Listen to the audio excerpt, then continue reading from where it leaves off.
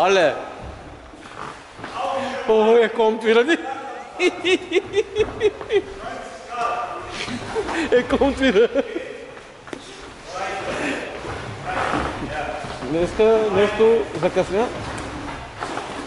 Работа. Трябва да дойда, аз прибрах се от работа с колата. Взема ли книжката? Не, прибраха ме. С колата и изчаках яденето с топли яда. Пак ме докараха с кола тук. Баща ти? Не, една приятел. С моята жена излязахме.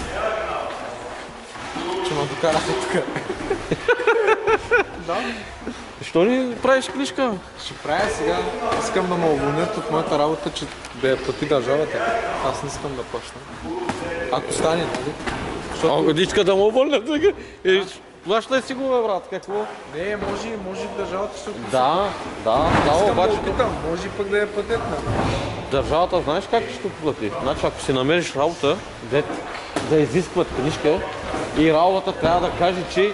Да, те или пък ако съм безработен, пък аз съм млад, мога да им кажа, аз нямам толкова пари.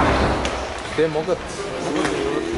Защото имам приятели, правили... 50-50. Зависи вече.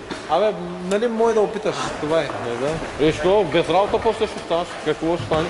Аз искам да излизам от моята работа. Да си влезеш на... Само край се направих. Отивам с батко ми Сергин на работа сега.